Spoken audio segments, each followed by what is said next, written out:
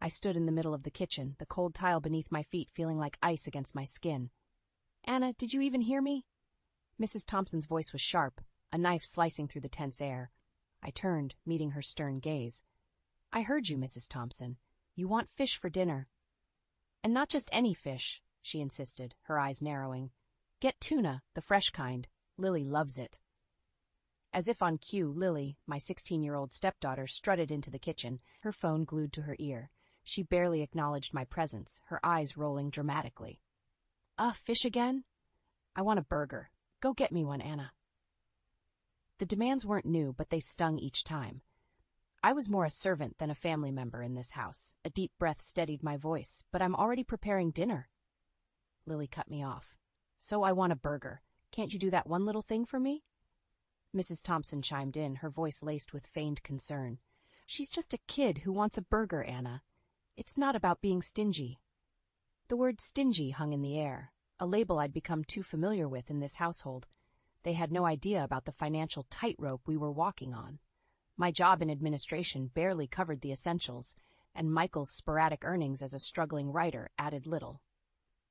"Fine, I'll get the burger," I muttered, feeling a familiar knot of frustration in my stomach. As I turned to leave, Lily's voice stopped me. "And I need $100. I spun around, disbelief written across my face. $100? For what? "There's this new game everyone has. I need it." I looked towards Mrs. Thompson, hoping for some semblance of reason. Instead, she nodded in agreement. "Poor thing. She needs to fit in with her friends. Give her the money, Anna." "But this month's budget is already stretched thin," I protested weakly.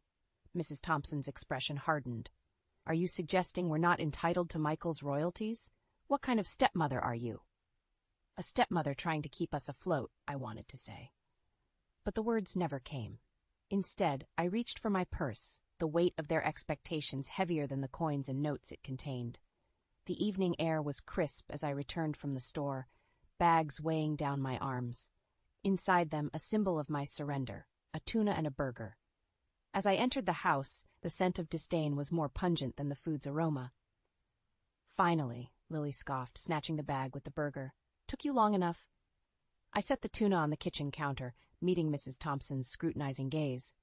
"Here's the fish, Mrs. Thompson." She inspected it with a frown. "It could be fresher. Next time, put in more effort, Anna." I nodded, a lump forming in my throat. Michael was in his study, probably lost in his world of make-believe literary fame. I longed for him to see the reality, our dwindling savings, the mounting bills, and his family's insatiable demands. Later that night I lay in bed, the moon casting shadows across the room. Michael's voice broke the silence. "Anna, you seem distant lately. Is everything okay?" I turned to face him, the moonlight revealing his oblivious expression. "It's just your family, and our finances. It's overwhelming." He brushed off my concerns with a wave of his hand. "Don't worry about money. Writers don't. It stifles creativity, and my family, well, they're just set in their ways." "But Michael, the reality is—" I started, but he interrupted. "Reality is subjective. In my world, my next novel will be a bestseller. You'll see." I wanted to scream, to shake him into seeing the truth. But I bit my tongue, a tear escaping down my cheek. I turned away, the unsaid words festering in my heart. The next morning, Lily's taunts and Mrs. Thompson's criticisms resumed. As I prepared breakfast, I overheard Lily talking to her friend on the phone. "She's so pathetic, pretending to be our mom. I wish Dad would just divorce her already." The words pierced through me like icy daggers. I wanted to confront her, to defend myself, but I remained silent, my hands trembling as I poured the coffee. At work, my colleague, Jane, noticed my forlorn expression. "Anna, you okay? You've seemed off lately." I sighed, the dam of my emotions ready to burst. "It's just home stuff. You know how it is." Jane leaned in, her voice a whisper. "If it's that bad, maybe it's time to think about yourself. You deserve happiness too, you know." Just her words echoed in my mind all day. Happiness, a distant dream smothered by the burden of illusions I was living under. The world outside was bathed in a soft, golden hue of the setting sun, but inside, the walls of the house felt like they were closing in on me. It had been another day of juggling insults and managing the impossible demands of my stepfamily. As I entered the living room, the sight that greeted me stopped me dead in my tracks. Half of the furniture was gone. The room, once cluttered with Mrs. Thompson's countless knickknacks and Lily's gadgets, was now eerily empty. A cold dread settled in my stomach. I reached for my phone, dialing Michael's number. It rang and rang, until finally his voice came through, distant and cold. "Anna, you noticed, huh?" "What's going on, Michael? Where is everything?" His laugh was hollow. "We've moved, Anna, to a high-rise condo. A fresh start, you know?" My heart pounded in my chest. A fresh start? Without me? "You can join us if you want, but you'll need to apologize first." "Apologize? For what? Keeping us from bankruptcy? For enduring their endless ridicule?" In the background, I could hear Lily's voice, laced with malice. "She finally realized she's not wanted. Good riddance." Mrs. Thompson's voice joined the chorus. "Michael deserves better. Someone who appreciates his talent." Their words were like venom, and with each syllable, the last threads of my attachment to this family frayed and snapped. "Michael," I said, my voice steady, "I won't be joining you. I hope you find what you're looking for in your new condo." There was a pause, and then a scoff. "How noble of you, Anna." The call ended, leaving me in a silence that was both suffocating and liberating. The next few days were a blur. I packed my belongings, each item a reminder of a life filled with false hopes and unreciprocated love. The divorce papers arrived soon after, with Michael's signature scrawled across them. As I signed them, a sense of freedom washed over me. This was the point of no return. I was leaving behind the life of a woman scorned and stepping into a future where my worth wasn't tied to the whims of a family that never saw me as one of their own. I left the house for the last time, the divorce papers in my bag.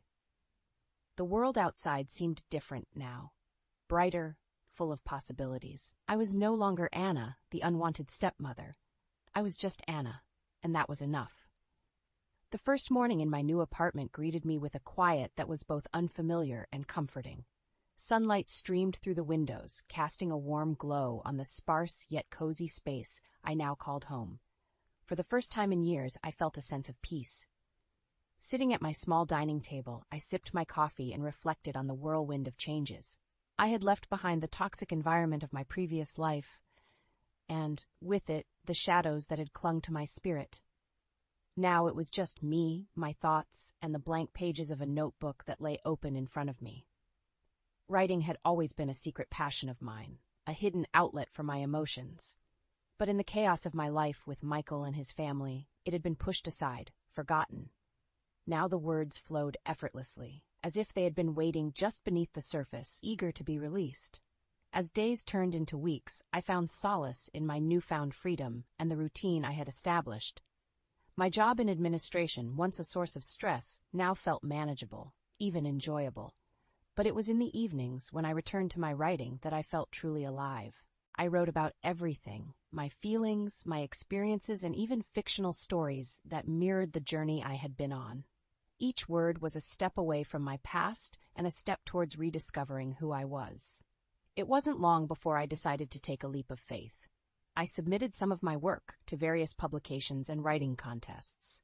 To my surprise and delight, the response was overwhelmingly positive. My stories resonated with readers, and I began to receive offers for freelance writing jobs. One evening, as I was finishing up a piece, my phone rang. It was Jane, my colleague. "Anna, you won't believe it. Your story won first place in the local writing competition. They loved it." I was speechless. This was more than just a win. It was validation of my talent and my journey.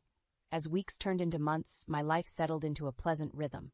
I was no longer just surviving. I was thriving. My relationship with Michael and his family became a distant memory, a chapter of my life that was closed and tucked away. But life has a way of bringing the past back, just when you think you've moved on. It was on a crisp autumn day that I received a call from Michael. His voice, once so familiar, now sounded like a distant echo from another life. "Anna, we need to talk." I hesitated for a moment, the old wounds still tender. But I was not the same woman he had left behind. I was stronger, more resilient. "All right, Michael, let's talk." The coffee shop was bustling with the late afternoon crowd, but the noise faded into the background as I saw Michael sitting at a corner table. He looked older, warier, a shadow of the man I once knew. "Anna, thank you for meeting me," he said, his voice tinged with a desperation I hadn't heard before. I sat down, keeping my expression neutral. What did you want to talk about, Michael? He hesitated, fidgeting with his coffee cup. It's about the condo and everything, really. We're in trouble, Anna. I listened, my heart void of the sympathy I once would have felt. Michael spoke of financial woes, the high-rise dream turning into a nightmare of debts and disillusionment. Lily and Mrs. Thompson, once so demanding, were now facing the harsh reality of their situation. I thought my writing would save us, but... Michael's voice trailed off, his eyes not meeting mine. The irony wasn't lost on me. The man who had dismissed my concerns about money was now drowning in the very thing he had ignored. Michael, I'm sorry to hear that, but why tell me this? We're divorced. Your financial problems aren't mine anymore. He looked up, a flicker of hope in his eyes. I was hoping maybe you could help us, just until I get back on my feet. The request was absurd, almost laughable. Help you? After everything that's happened? Michael leaned in, his voice low. You were always good with money, Anna, and you've always been kind-hearted. Kind-hearted. The term felt like a slap. I had been kind-hearted, and it had been taken for granted, exploited. Michael, I've moved on. I have my own life now, my own expenses. I can't help you. His face fell, the reality of my words sinking in. I see. I just thought. What did you think, Michael? That I'd come running back to fix the mess you've created? He didn't respond, the silence between us growing heavier by the second. Finally, I stood up. I wish you the best, Michael. I truly do, but your life is no longer my concern. As I walked away, leaving Michael in the coffee shop, I felt a weight lift off my shoulders. It was the final closure I needed. The last remnants of a life I no longer belonged to had been shed. The crisp autumn air was a refreshing contrast to the warmth of my apartment. As I sat at my desk, the glow of the computer screen illuminated the room. It had been a few months since my last encounter with Michael, and life had settled into a comforting rhythm of work and writing. My phone buzzed, breaking the silence. It was a call from Jane. Anna, you won't believe this. Your novel is being considered for a movie adaptation. I was stunned. My novel, born from the pain and turmoil of my past, had not only resonated with readers, but had also caught the attention of a film producer. It felt surreal, like a dream I was afraid to wake up from. Are you serious, Jane? That's incredible. Her excitement mirrored mine. I told you, Anna, you're a fantastic writer. This is just the beginning. As I ended the call, a profound sense of accomplishment washed over me. My journey, with all its hardships, had led me to this moment. In the weeks that followed, negotiations for the movie adaptation progressed rapidly. My novel, which detailed the struggles of a woman finding her strength amidst adversity, was going to be on the big screen. One evening, as I was reflecting on these developments, a news alert popped up on my phone. It was about Michael. Curiosity piqued. I clicked on the link. The article detailed Michael's latest misfortune. His attempts at writing had finally come to a futile end. Publishers had lost interest, citing his lack of originality and poor sales. To add to his woes, his high-rise dream had crumbled. Unable to keep up with the rent and mounting debts, he and his family had been forced to move out. I read the article with a mix of emotions. There was no joy in seeing someone's life unravel, but there was a sense of poetic justice. Michael and his family, who had once looked down on me, were now facing the consequences of their actions and choices. As I turned off my phone, I realized that this was the true essence of karma. It wasn't about revenge or seeing others suffer. It was about the natural balance of life where actions and choices inevitably shaped one's destiny. I turned back to my writing, the words flowing freely. My experiences had taught me that strength comes from within, and that resilience is born from adversity.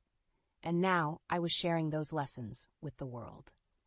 My past with Michael and his family was a closed chapter, but it had given me the greatest gift, the realization of my own potential and the courage to pursue my dreams. As the moon cast a gentle light through my window, I smiled to myself. Life was unpredictable, filled with ups and downs, but I was ready for whatever came next. I had found my voice, my purpose, and no one could take that away from me. I hesitated for just a second before picking up the phone, already bracing myself for another unpleasant exchange. Paul often called me at the worst possible times, but this time was different. The lines of worry etched across my face deepened as I answered. "What is it now, Paul?" I hate to break it to you, but my girlfriend is pregnant. His voice was flat, emotionless. She's 18 years younger than me. I guess what I'm saying is, I'm leaving you, Anna. Getting a divorce. That's cool with you, right? I gripped the phone tighter, the edges digging into my palm. My other hand involuntarily clenched into a fist, an outward display of the inner turmoil I was struggling to suppress. After years of tension and disappointment, I should have been prepared for something like this. But the sheer audacity of his request left me momentarily speechless. Before I could formulate a response, my thoughts were interrupted by a more pressing concern: the well-being of our son, or rather my stepson, Sam. At 16, he would be far from oblivious to the goings-on in our suddenly fractured household. He had always been a sensitive kid, finely attuned to the fault lines of our family. As if on cue, a soft knocking came from the door of the study, the only room I considered mine in the sprawling house that Paul and I shared. "Mom, is everything all right?" It was Sam's voice, tinged with the worry that I had come to recognize all too well. Momentarily neglecting Paul, who was still droning on about something or another, I softened my voice and replied, "I'll be out in a minute, sweetie.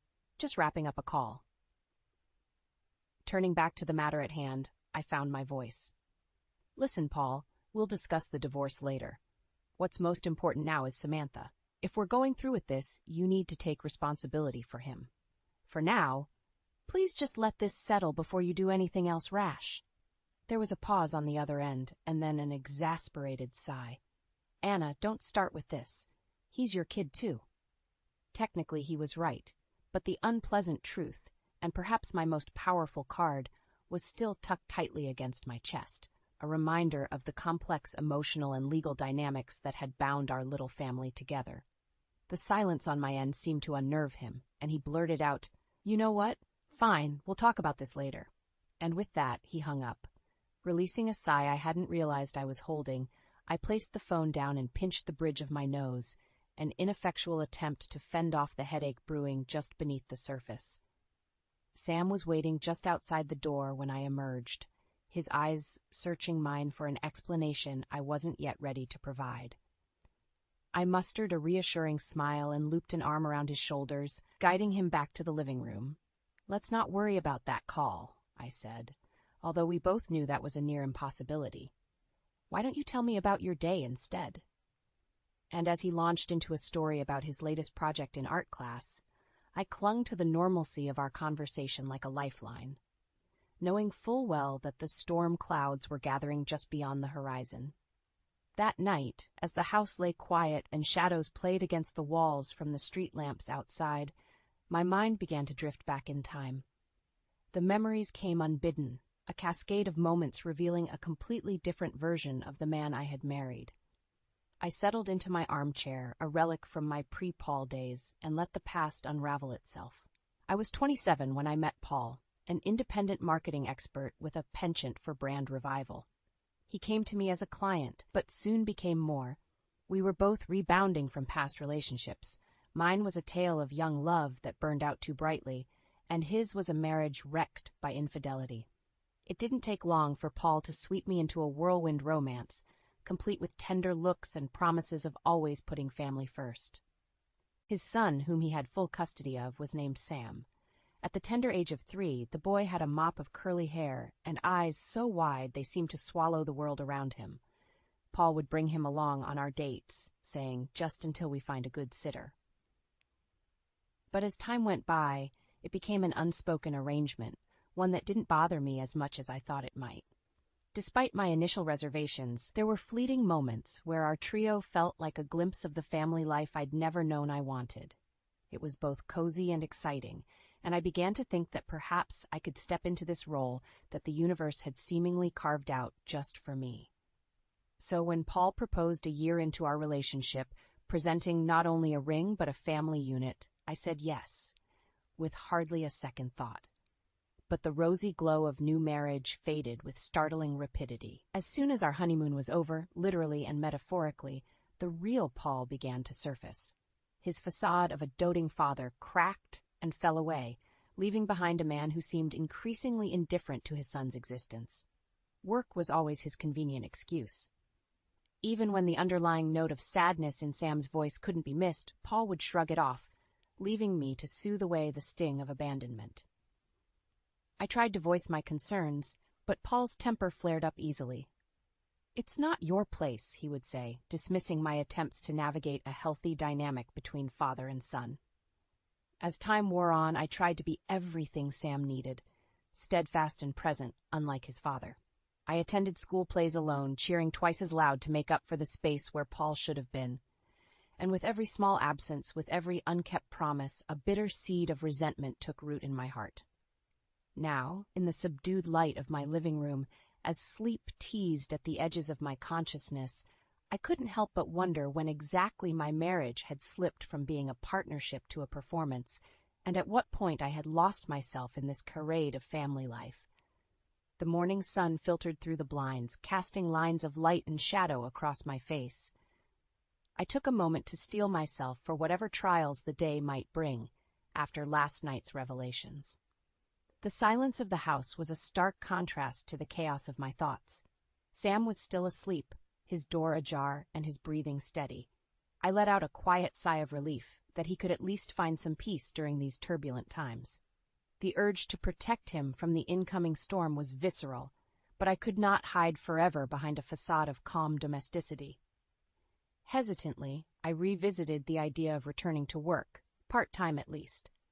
It wasn't just about the money, although our family's financial future was uncertain with the looming divorce. It was about regaining a semblance of the independence I had once taken for granted. I remembered my conversation with Paul about this a few years back. "A part-time job?" Paul had scoffed, slouched on the couch with a beer in hand. "What's that for? Some pocket money for shopping?" His laughter still echoed in my mind, a bitter reminder of his condescension. "It's for Sam." I had shot back, my voice firm. "He's growing up, and there are expenses, school supplies, extracurricular activities, and I want to help." Paul's only response had been a shrug before he dimmed the room with the TV's glow. But the next morning, when his head was clearer, he had grudgingly agreed, tossing the declaration at me like it was a breadcrumb. And so I slipped back into a familiar role in the marketing world, but on my own terms. My former boss had welcomed me back with open arms, aware of the tumultuous tide I was navigating at home. The balancing act was taxing, juggling domestic duties with the demands of work, but it provided a lifeline. A reminder that I was more than just someone's cast-off wife. It felt invigorating to reclaim a piece of my identity. That liberation was cut short one evening when my work commitments saw me arriving home later than usual to find Paul pacing in the foyer, a snarl twisting his lips. "Where have you been?" he demanded. "I was at my part-time job," I replied, weary and not in the mood for another confrontation. "Meeting some man, right?" He seized my arm, his fingers biting into my skin.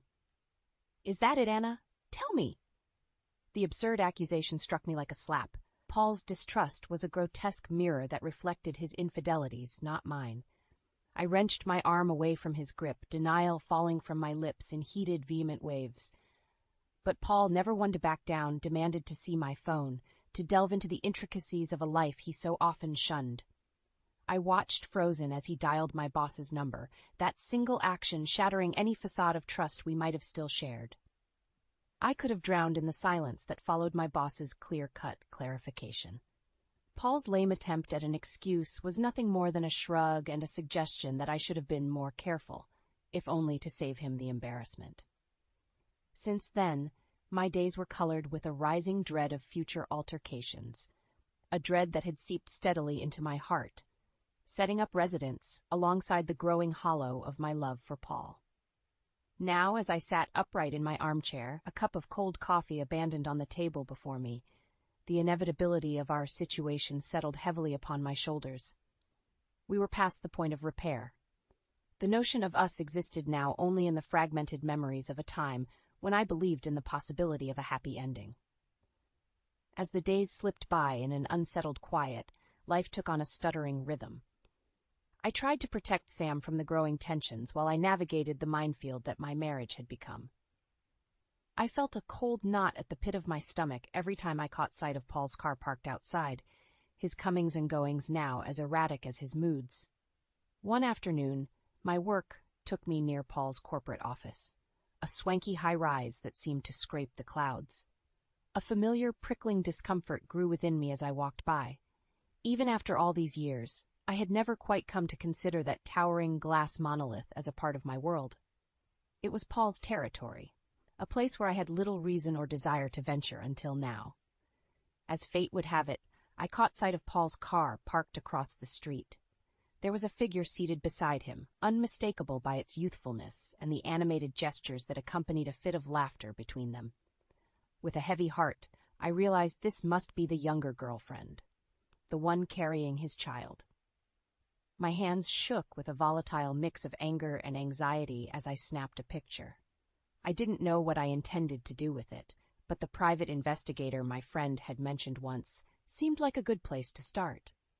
Secrecy wasn't something with which I was comfortable, yet the situation seemed to call for it. As the evidence of Paul's duplicity gathered in the hands of the PI, a morbid sense of satisfaction intermingled with my pain. It was ironic how the truth often surfaces when one starts digging in the right places. At home, Sam's obliviousness was a mercy and a curse. The moments we shared, him asking for help with his college applications or discussing his art projects, were pockets of normalcy that kept me anchored. Yet the looming specter of the truth felt heavier by the day. How long could I keep this all from him, and when the time came, how would he view his father, or me?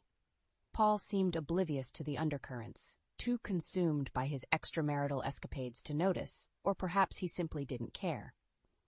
Our interactions were stilted, and more often than not, he wore an expression of annoyance that would crescendo into aggression if pressed. It was during one of these strained conversations that the dam finally broke. Clutching the preliminary report from the PI, I let my gaze harden when I addressed him. "I don't know which is worse," I started, the frost in my voice matching the icy glare I fixed on him. "The fact that you're cheating, or that you were so sloppy about hiding it." Paul's reaction was a bizarre blend of shock and defiance. "What are you talking about, Anna?" "I'm talking about your barely legal mistress and the baby that you claim is yours." I pushed the paper across the table, watching as his eyes darted over the incriminating photos and the sterile, typed-up accounts of his infidelity. The room went dead silent for a second too long before I eventually added, "You're going to need to take better care of Sam. He's your responsibility, Paul." "You can't mean that," Paul retorted weakly. "What about everything we've been through?" I mustered the full force of my resolve when I addressed him, the cut of betrayal slicing through each word. "Because, Paul, as much as I love Sam, I've never legally adopted him. He's not my child, he's yours with your ex-wife." Paul's stunned silence was answer enough. The truth hung between us, an unscalable wall. It was a final acknowledgement of a relationship that had been fraying at the seams long before his affair. In the quiet aftermath, I slipped silently out of the room and made my way to the one place I now considered an asylum, Sam's room. His earnest smile and oblivious chatter were the only consolation I had left in the ever-complicating mess of my married life. Sitting at the kitchen table the next morning, I sipped my tea, staring at the steam curling upwards like wistful spirits seeking escape from their liquid confines. The house was too quiet, the kind of silence that seems to press against your ears, a silence ripe with words not yet spoken, truths not yet revealed. There was a knock at the door, solemn and perfunctory. It was Paul, his face a grim mask of confrontation, his jaw twitching with pent-up frustration. In tow was Emma, the young woman whose involvement with my husband had upended my life. Her belly was now showing the early signs of pregnancy, and she moved with the tentative touch of someone navigating new terrain. "Anna," Paul began, "we need to talk." The frigid air between us crackled with tension as I remained silent, nodding slightly for him to continue. With hesitant boldness, Emma spoke up.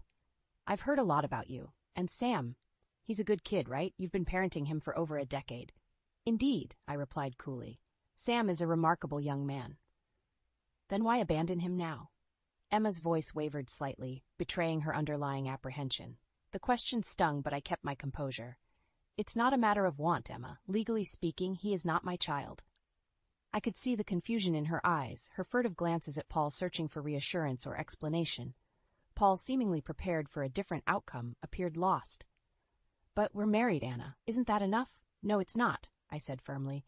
"To make a stepchild one's own, one must legally adopt them. I never did." "Adoption?" Emma frowned, the concept foreign to her. "Exactly," I continued. "Without that, I have no claim over Sam, no obligations or rights." Paul's face paled. "What does this mean for us, then?" "It means you're fully responsible for Sam's upbringing. I am not abandoning him, but I cannot, in good legal conscience, take him with me. Your actions have consequences, Paul." There was a pause as the weight of my words settled over us like a shroud. "Look, this is a mess," I concluded, standing up. "I'm willing to discuss a fair divorce settlement, but Sam's care is not negotiable. He's your son." The conversation ended with Paul's defeatist surrender. Emma's protests were cut short by a simple, yet stern look. They left in a huff, the door closing behind them with a decisive click, the sound echoing the closing chapter of our marriage. It was only after their car was out of sight that I allowed myself a single solitary tear. My grief was not for the loss of Paul, already a ghost in my heart, but for the upheaval that Sam's life was about to undergo. I vowed then and there to protect him as much as I could, no matter the legal ties that bound or separated us. Days passed in a haze of legal consultations and muted emotions. I navigated through them with the determination of someone who knows there's no turning back. Every ring of the phone, every knock on the door, I was braced for another battle, another bitter exchange. In a strange turn of the tide, Paul's inevitable retaliation came not in the form of tantrums or threats, but with him dragging Emma into the sanctity of our home. The tension was thick, a tangible entity as they stood there, a united but unstable front. "Anna," Paul began, urgency bordering on desperation clouding his voice. "You can't just back out and let everything fall apart because our situation changed." I could only nod, urging him to continue while mentally preparing my counter-argument. I was not going to be swayed by emotional pleas or twisted logic. Emma, her arms protectively cradling her unborn future, found her voice amidst the unease. "Surely there's a way you can keep Sam. You were his mother for so long." Her words hung in the air, and I felt a pang of sympathy for her, caught in the crossfire of our crumbling marriage. "Emma, I did not abandon Sam. Paul did when he chose to pursue a relationship outside of our marriage. One cannot just discard responsibilities because it's inconvenient," I replied, my voice even but firm. "The legality of my relationship with Sam is clear. No formal adoption, no parental rights. It's always been that way." The confusion in Emma's eyes mirrored the same dawning realization I saw in Paul's. It was then I decided to divulge the final nail in their contrived coffin. I retrieved the folder containing the evidence of Emma's infidelity, the product of the private investigator's thorough work. Her breath hitched audibly as she scanned the photos and accompanying reports. "This child," I began, placing an incriminating photo of Emma with a man not Paul on the table. "It doesn't belong to you, does it, Paul?" Silence consumed the room as Paul's gaze fixated on the photograph, slowly twisting from confusion to anger. He rounded on Emma with glaring accusation. "Is this true?" His voice was barely above a whisper, but each word was laced with betrayal. Emma's stammered denial, negated by the evidence before her eyes, only fueled Paul's fury. You led me on." Paul's words were venomous, his expression an amalgam of rage and hurt. Observing the scene unfold with a detached, academic interest, I felt the chains of my marriage finally slacken. "Do what you must with each other. Sam and I will adapt, as we always have. I expect you'll do the same," I uttered with finality, excusing myself from the brewing storm. As I made my way to the haven of my study, their heated exchanges muffled by the closed door, I focused on the sound of my steady breaths and the knowledge that Sam and I would face brighter days ahead. It was not the end of our story, merely the beginning of a new chapter. In the wake of the crumbling illusions and the raw truths laid bare, my thoughts turned toward the future with a steely resolve.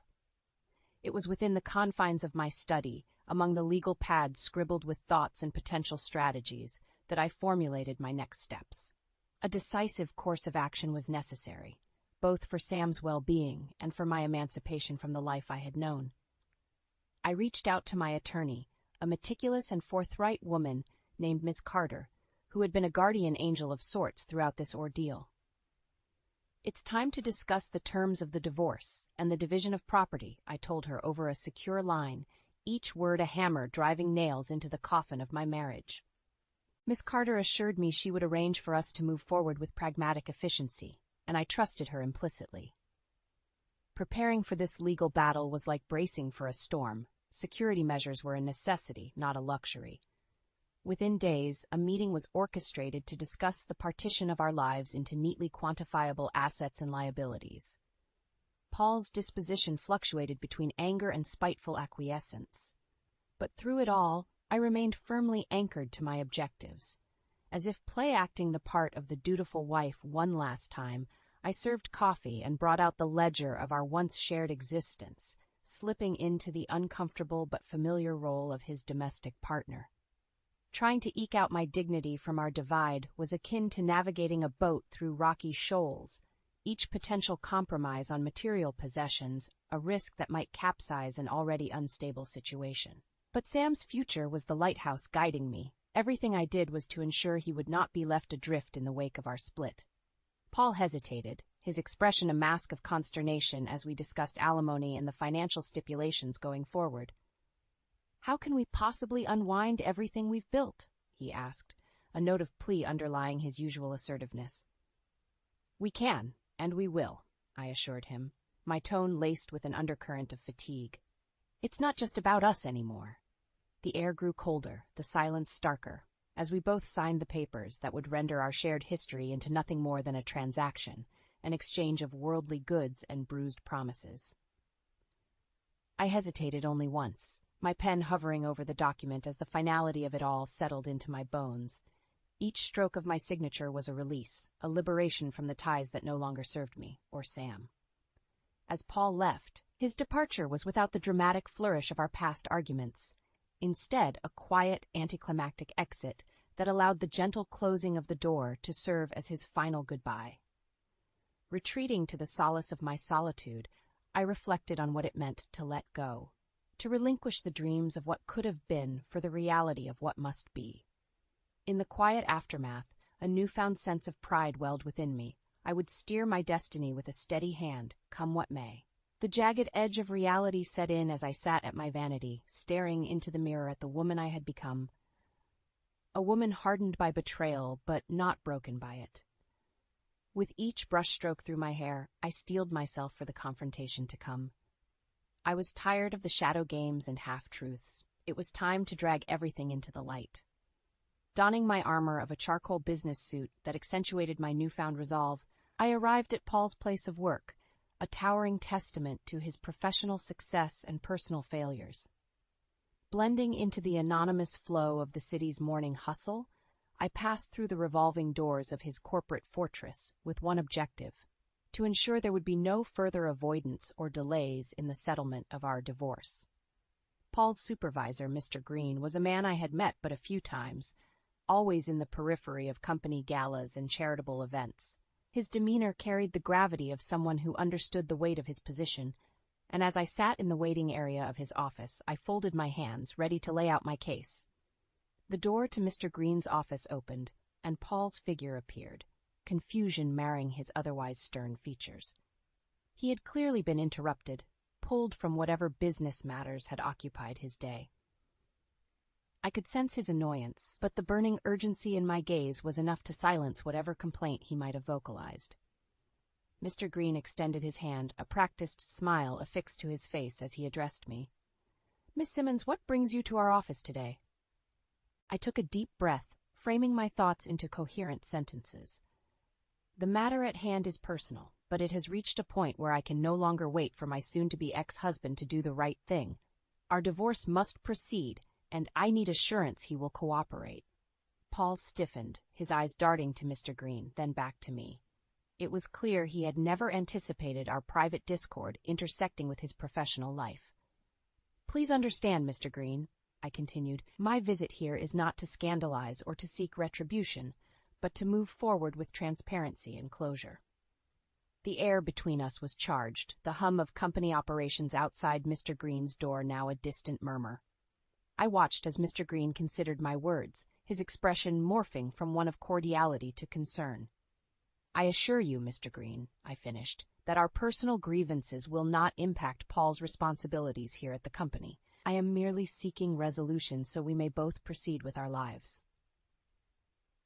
Paul's protests were interwoven with pleas for discretion, but the truth couldn't be simpler.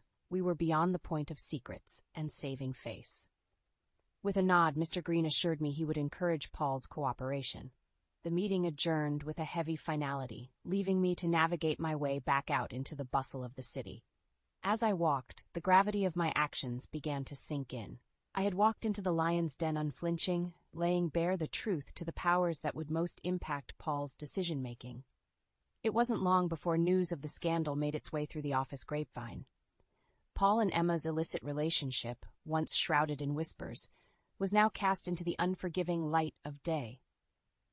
Emma's position within the company, intertwined as it was with her personal entanglements, became unmanageable. The fallout was swift and irrevocable for both of them, their reputations tarnished and their professional standing compromised. I returned home to the quiet of my study, allowing myself the brief luxury of unraveled composure. The sky outside was overcast, heavy with unreleased rain, a mirror to my own emotional state. Paul and Emma's fate was no longer my concern. I had severed the ties that bound me to their downfall.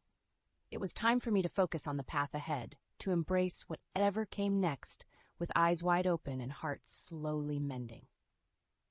Now, with the anticipation of an uncertain future tingling at my fingertips, I prepared myself for the next chapter, one that I would author on my own terms.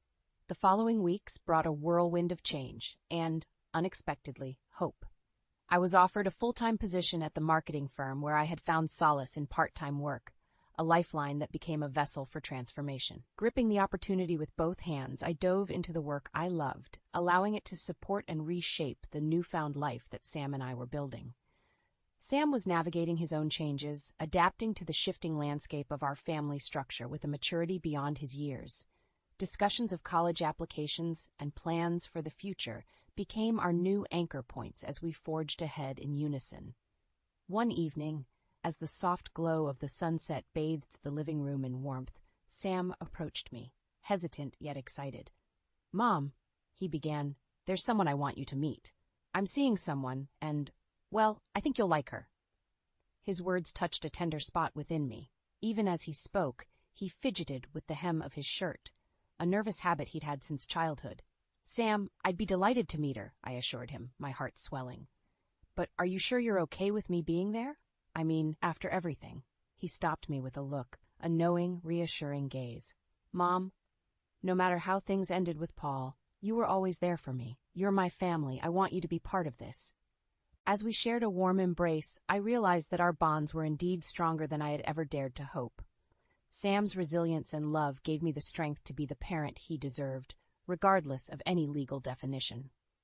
With the official divorce proceedings behind us, my life took on a different rhythm, one filled with promise and productivity. The undertow of loneliness that often accompanied my nights slowly ebbed away, replaced by a sense of peace and fulfillment. Sam's presence was a constant reminder of the continuity of love and care I had provided over the years. Our interactions became less about filling the gaps left by Paul and more about celebrating each milestone, each victory, no matter how small. The college acceptance letter arrived like a beacon of triumph, its crisp white envelope holding so much more than just words. Inside was validation of Sam's talent, determination, and the future he was destined to seize. As he read the contents aloud, his voice crackled with emotion, and I felt my own chest tighten with pride. My own eyes grew misty as he looked up at me, the joy in his face mirrored in my own smile. This was our victory, one made sweeter by the struggles we had overcome. Whatever lay ahead, I knew we would face it together, buoyed by the understanding that family is not merely defined by blood, but by the shared experiences and unconditional support that bonds us. And as Sam set his sights on the horizon, ready to embrace college life and all the challenges it would bring, I stood by, ready to support him as I had always promised, as I would always do. With each passing day, the woman I saw in the mirror grew stronger, surer, a testament to the resilience of the human spirit forged in the fire of adversity and emerging, triumphant and hopeful, into the light of a new beginning. Months melded into a new kind of normalcy, the raw wounds of the past now healing into scars, reminders of battles fought and strength earned. In the solitude of my revitalized life, news of Paul and Emma reached me only in fragments, echoes of the life I had left behind. Through conversations with Mr. Green, whom I had come to regard as an ally in the corporate world, I learned that the once cohesive front Paul and Emma had presented had crumbled into a spectacle of blame and acrimony. The affair, once shrouded in secrecy, was now a specter that haunted their professional and personal lives with equal persistence. Their relationship buckled under the weight of public scrutiny and personal betrayals. Without the security of established careers at Paul's company, they found themselves adrift in a sea of their own making. The court battle over Emma's claims of emotional abuse and her subsequent demands for compensation was a drawn-out affair, leaving them both exposed and vulnerable. In the end, it was not just their careers that suffered a fatal blow, but their relationship too. Emma, still pregnant and now shouldering the disdain of her family, retreated from the public eye and the ire of her once lover. Paul, meanwhile, found himself unemployed at an age where starting over was more of a challenge than a prospect. Reports suggested he eventually settled for a part-time position at a local store, a shadow of his former glory.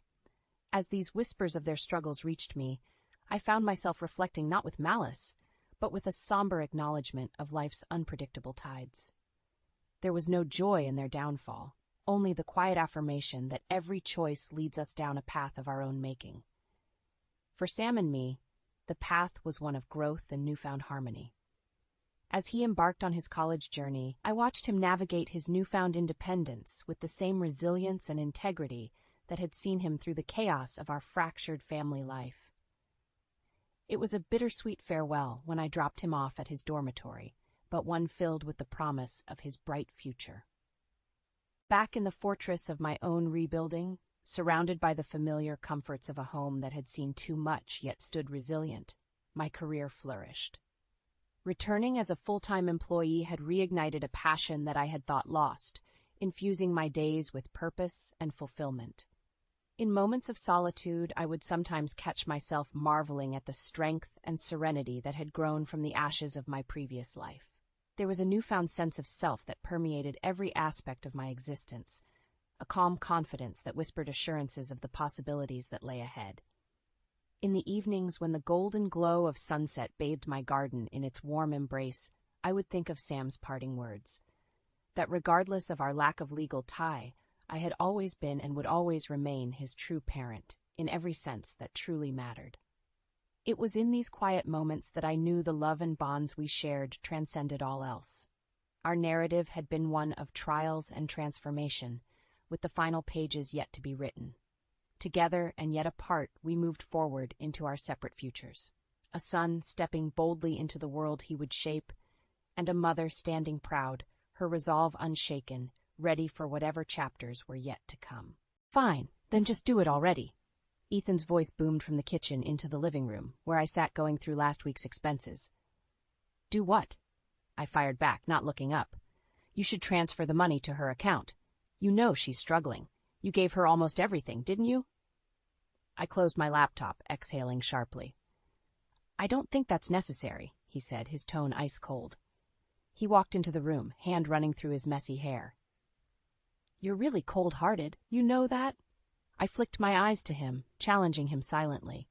He didn't respond, just shook his head and walked away, leaving the tension in the air. The past few years of our marriage had been smooth. Ethan managed a bustling local cafe. I worked as a software developer. Our routines were mundane but comforting, until yesterday. It all started when our doorbell buzzed while we were having dinner. Ethan went to answer it, and I heard a woman's voice, shaky but familiar. Moments later, Ethan walked into the dining room, his sister Lindsay trailing behind. Rachel, this is Lindsay, Ethan said softly, barely able to look me in the eye. She needs a place to stay for a while. Lindsay, whom I had only heard about in passing, stood there looking much older than her 35 years.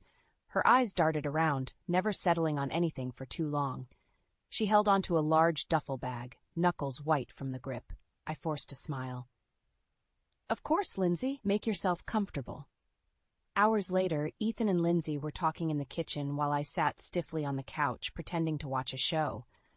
Their voices were hushed, but I could catch bits and pieces. Something about financial distress, emotional burnout. None of it felt right. "So, how long do you think she's staying?" I asked Ethan as we got ready for bed. "Not sure," he responded, his voice tired. "Just until she gets back on her feet." I nodded, turning off the bedside lamp. Something gnawed at me, a sense of unease I couldn't shake off. The next morning, our usual routine was disrupted. Lindsay was already in the kitchen, making herself at home. "Good morning, Rachel," she greeted with an unsettlingly cheerful tone. "Morning, Lindsay," I replied, putting on a neutral mask. I grabbed my coffee and headed to my office, giving Ethan a quick peck on the cheek. "See you tonight." Work was my solace. The lines of code calmed my racing thoughts, but Lindsay's sudden appearance crept in now and then. Every time I tried to focus, the image of her standing limply at our doorstep popped into my mind. When I returned home, I found Ethan and Lindsay laughing over some old stories. They didn't notice me come in. The scent of dinner wafted through the air, but I felt no appetite. "Anything I need to know about your sister's return?" I asked Ethan later that night. He sighed heavily. "Lindsay's been through a lot, job losses, a rough divorce. She just needs time." "But why now?" I pressed. "Why not reach out sooner?" "Rachel, please," he almost pleaded, "just give her a chance." I closed my eyes, biting my lip. There was more to Lindsay's story, more than Ethan wanted to admit. I decided to keep a close eye on her. For now, I would play the supportive wife, but I knew I'd need to dig deeper. Lindsay was a storm brewing, and I could sense that she would disrupt the calm we had built. Over the next few days, my discomfort about Lindsay's presence only grew.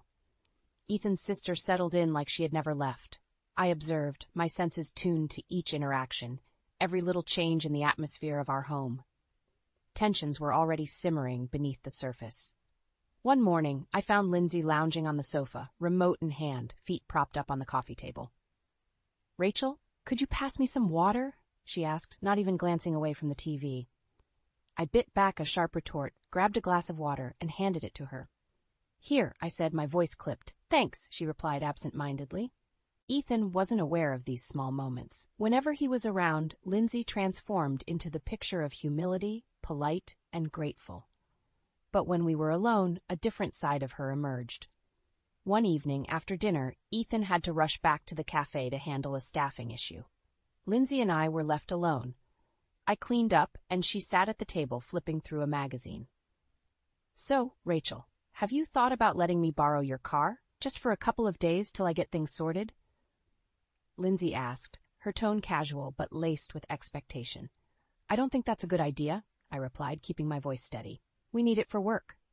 "Right," she said, smirking slightly. "Ethan mentioned your job. A software developer, huh? Sounds demanding." "It is," I said, sensing some form of judgment in her words.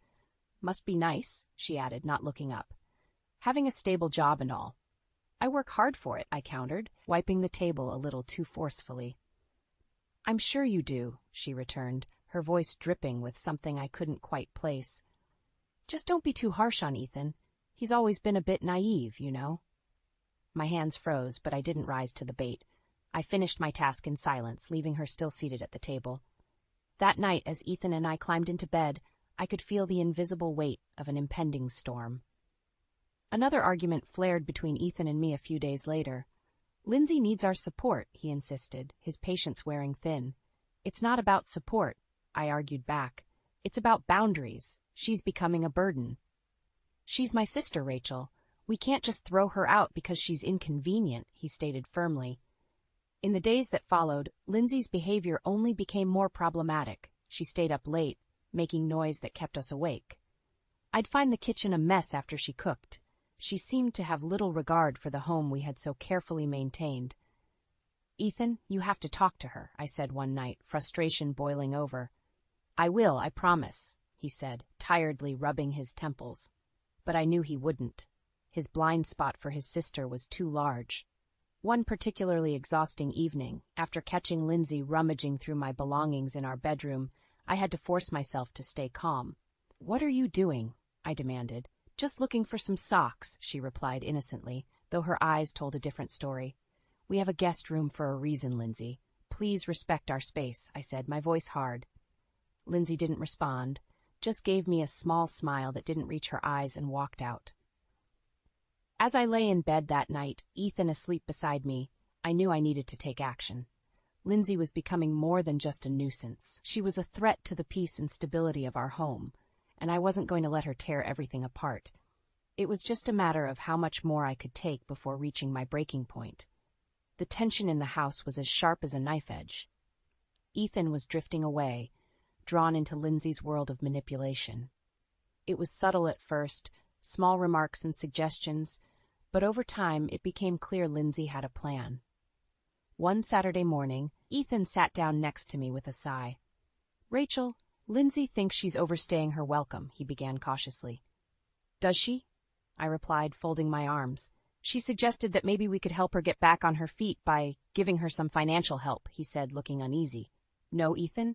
She's been here for weeks, and all she's done is create chaos," I replied sharply. "She needs to show some initiative and find a job." Later, I overheard Lindsay talking to Ethan in the kitchen. "Ethan, I feel like a burden, but Rachel, she's being so cold," she said softly, sniffling as if she was on the verge of tears. "She's just stressed, Linz," Ethan replied, trying to console her. "I don't think she wants me here. I'll leave if that's what you both want," she said, sounding pitiful. Ethan hesitated. "No, we'll figure something out. Rachel just needs time." That evening, I found Lindsay rifling through our living room drawers. "What are you looking for, Lindsay?" I asked pointedly. "I was just trying to find a pen," she responded, a hint of defiance in her eyes. "Next time, ask," I said. She shrugged, the smirk playing on her lips, ever so slight, but I caught it. Dinner was a silent affair until Lindsay decided to stir the pot further. "You know, Ethan, I overheard some people at the cafe talking. They said Rachel spends a lot of time with her male colleagues after work," she said casually, setting her fork down and giving me a sideways glance. I felt the accusation like a slap. "Excuse me?" I snapped. "Oh, did I misunderstand?" "My mistake," she said, feigning innocence.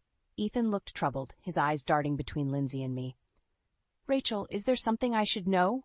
he asked, his voice low. "Seriously, Ethan, you're going to believe this nonsense?"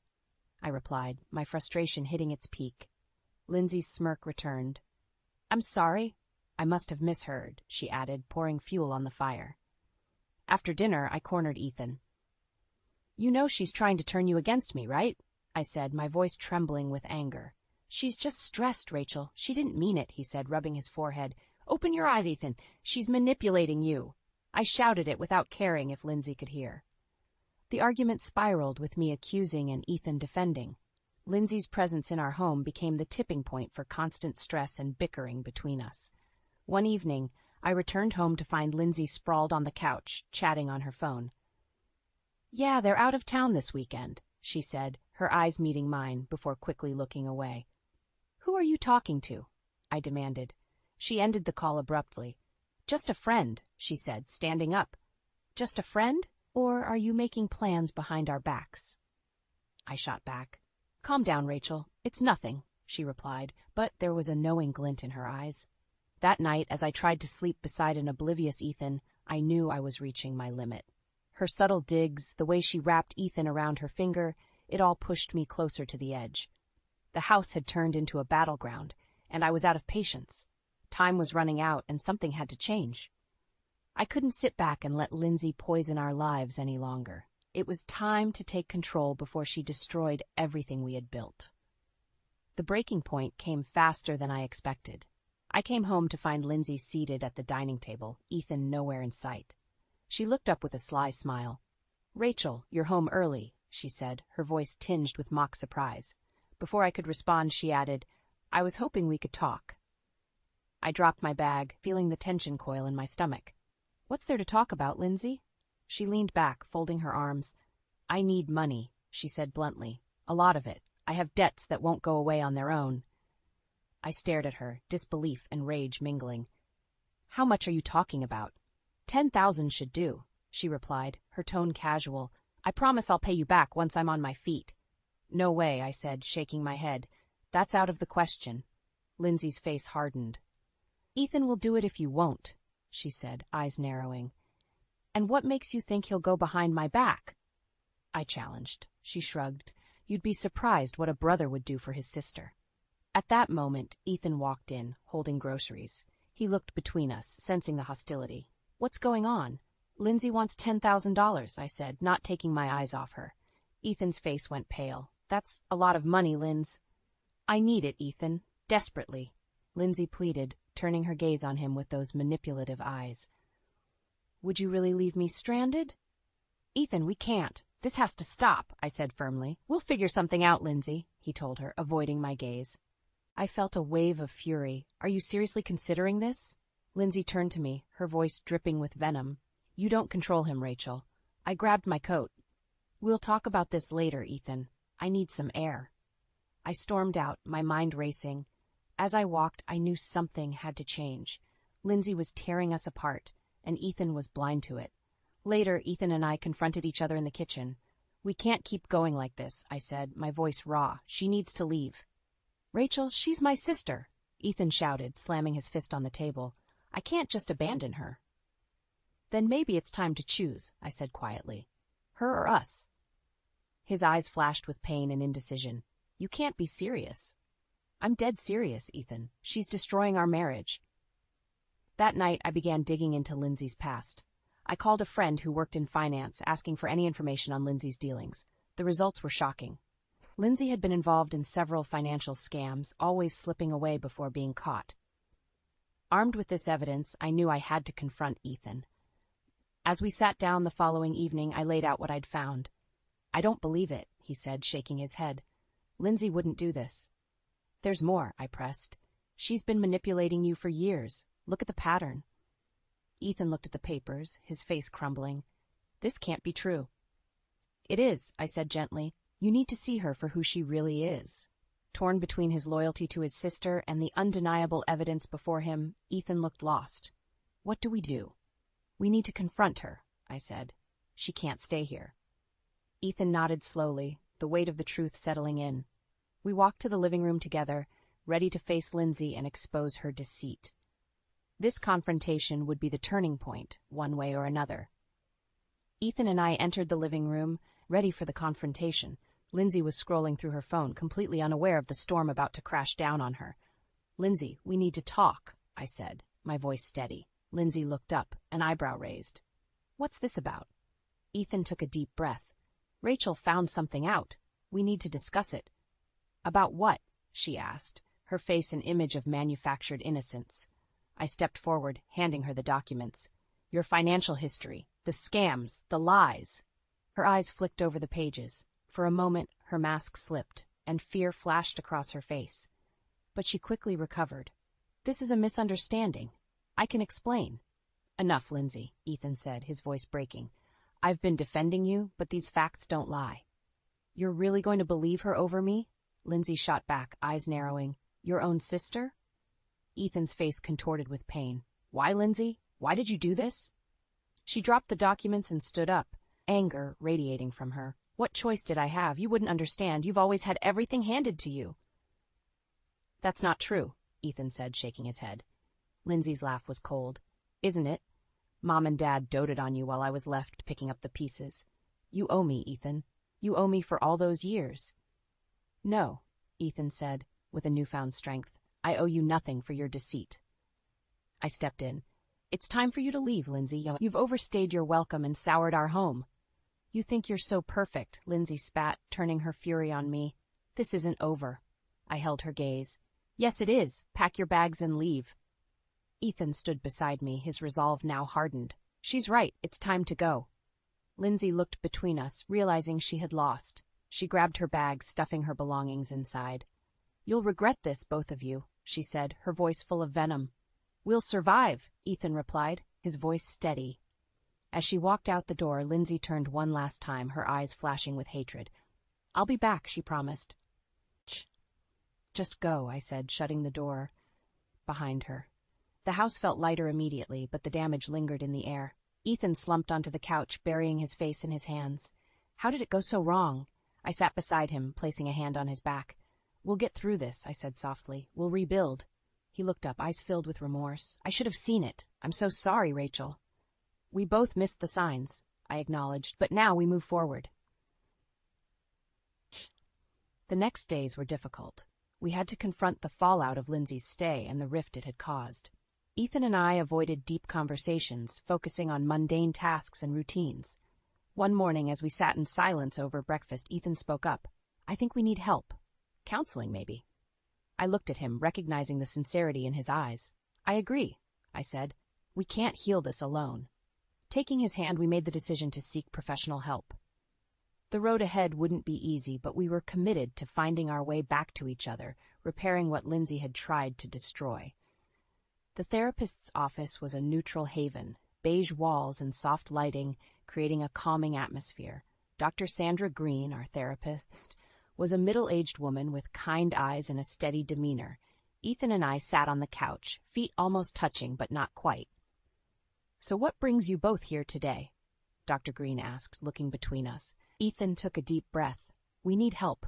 My sister Lindsay has caused a lot of turmoil in our marriage. We need to find a way to heal. Dr. Green nodded. Tell me about Lindsay and what happened. I shared the events of the past few weeks, from Lindsay's arrival to the discovery of her deceit. Dr. Green listened intently, making notes occasionally. When I finished, Ethan added, I feel guilty. I let her manipulate me, and it nearly ruined us. Dr. Green put down her pen. Let's focus on rebuilding trust. It's important to address the emotions you're both feeling. Through therapy sessions, we worked on our communication. We learned to express our feelings without anger and to listen without judgment. It was grueling, but I began to see glimpses of the bond we once had. One evening, after a particularly challenging session, Ethan and I sat in the living room, a comfortable silence between us. Thank you for sticking with this, he said quietly. I'm committed to us, Ethan. We can get through this, I replied, squeezing his hand. As the weeks passed, I found myself slowly letting go of the resentment I held towards Lindsay. However, one day, a phone call shattered our fragile peace. Ethan answered and immediately went pale. Lindsay, what do you want? He asked, his voice strained. I could hear her voice shrill and demanding through the phone. I need help, Ethan. I'm in trouble. Serious trouble. Ethan looked at me, conflicted. I shook my head firmly. No, Ethan. We can't go through this again. You heard Rachel. You can't drag us down anymore, he said into the phone. You can't do this to me, Lindsay screamed. I'm your sister. Lindsay, you need to sort out your own life. We're done, Ethan said, ending the call. He looked at me, anguish etched on his face. I feel terrible, but I know it's for the best. You did the right thing, I said, embracing him. She needs to learn to stand on her own. Days turned into weeks, and slowly our lives returned to a semblance of normal. Then, one evening, we received another call, this time from Ethan's old friend, Mark. Ethan, I hate to be the one to tell you, but Lindsay is in bad shape. She got mixed up with some dangerous people. Ethan's face went white. What do you mean? He asked, his voice trembling. She's been trying to con people, and it backfired badly. She's looking for help, but honestly, I don't know how much anyone can do now. Ethan hung up the phone, sitting down heavily. This is what I was afraid of. I sat next to him. It's harsh, but Lindsay's choices led her here. We learned that Lindsay had been arrested, seeking help too late, entangled in a mess of her own making. Ethan and I watched, both saddened and relieved. As we continued our therapy, Dr. Green helped us focus on moving forward. You can't change the past, she said, but you can decide how it shapes your future. Ethan and I took her words to heart. We worked harder on our relationship, setting clear boundaries and learning to trust again. It wasn't easy, but with each passing day, we grew stronger. While Lindsay's downfall was tragic, it became a catalyst for understanding and growth in our marriage. Together, we faced the shadows of betrayal and began crafting a new chapter, one built on the lessons we'd learned and the resilience we discovered within ourselves. Ethan and I walked into Dr. Green's office for what felt like the 100th time. Today felt different. There was a heaviness, the knowledge that we were on the brink of a major decision. Rachel, Ethan, how are you both? Dr. Green asked, her warm smile suggesting she already knew the complexity of our feelings. Confused, conflicted, I admitted, but we're here to figure it out. Ethan nodded. We need clarity. Dr. Green put her pen down. Let's talk about what you need from each other moving forward. I took a deep breath.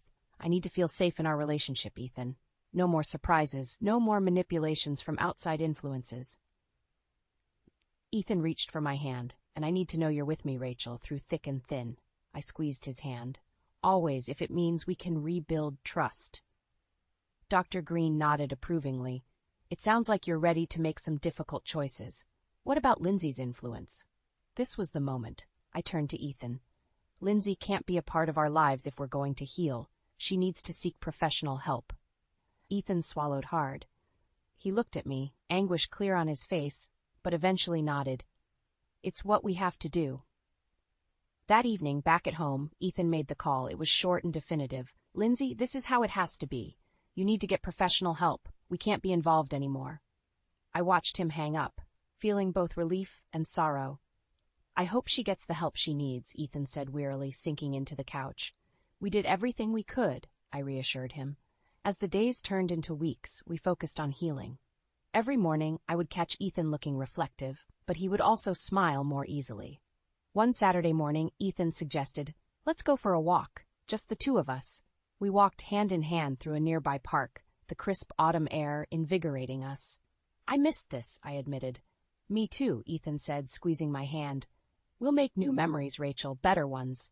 Our walks became a ritual, a way to reconnect and reaffirm our commitment to each other. One afternoon, we decided to visit Jamie, my close friend and confidant, who had been supportive through this ordeal. Come in, you guys. Jamie greeted us warmly, leading us into her cozy living room.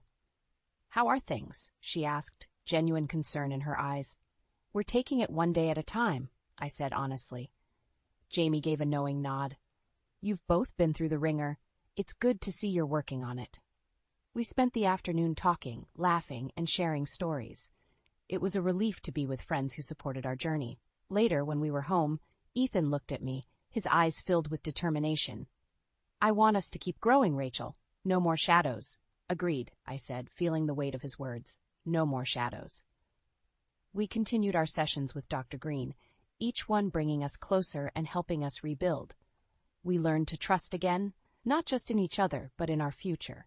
Eventually, we felt strong enough to talk about the next steps. We should consider renewing our vows, Ethan suggested one day. A fresh start. I smiled at the idea. I think that's a wonderful idea. As we stood in front of a small group of friends and family, reaffirming our commitment, I felt the weight lift completely. We had faced betrayal, confronted our deepest fears, and come out stronger. To new beginnings we toasted, clinking our glasses together. In that moment, I knew that the shadows of betrayal had finally lifted, giving way to the bright promise of a future we would build together, free from the darkness of the past. The fresh start Ethan and I had hoped for was beginning to take shape. We focused on our healing, attending couples therapy regularly, and working on our communication. Each passing day brought us a little closer. One afternoon, as we were heading to our therapy session, Ethan's phone rang. It was his old friend, Mark again. Ethan answered, his face growing tense as he listened. What's going on? I asked after he ended the call. Lindsay's in deeper trouble, Ethan said, his voice heavy. She tried to con someone, and they didn't take it well. She's in real danger, Rachel. I felt a pang of anger mixed with pity. What are we supposed to do about it? Ethan sighed. I don't know, but we can't go back to that chaos. She needs to face the consequences. We went through our therapy session, trying to stay focused, but I could see the worry etched on Ethan's face. Dr. Green noticed it too. Ethan, what's troubling you today? She asked gently. Lindsay's in trouble again, he admitted. I feel guilty for cutting her off, but I also know we can't help her anymore. Dr. Green nodded empathetically. It's natural to feel conflicted, but remember why you made that decision. You need to protect your own well-being. After the session, we walked in silence, each lost in our thoughts. Do you think she'll ever change? Ethan asked suddenly. I hope so, for her sake, I replied, squeezing his hand. But we've done all we can. A few days later, we received a call from the local police. Lindsay had been arrested again, this time for fraud. I watched as Ethan took the call, his face a mask of pain and resignation. Thank you, officer, he said before hanging up. Lindsay's being held on serious charges. I reached out, holding his hand. We have to let her face the music, Ethan. I know, he said, tears welling up, but it hurts. Time passed, and Lindsay's troubles remained a distant shadow. Ethan and I continued to strengthen our bond, finding joy in the simple things we once took for granted. We decided to attend a couples retreat recommended by Dr. Green. "Welcome, everyone," the retreat facilitator greeted us warmly. "This weekend is about reconnecting, rebuilding trust, and finding joy in your partnership." We participated in exercises designed to foster communication and understanding.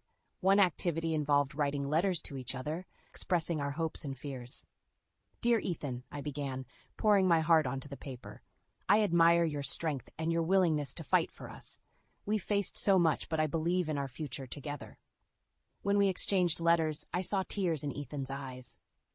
"Rachel, your words mean everything to me," he said, his voice thick with emotion.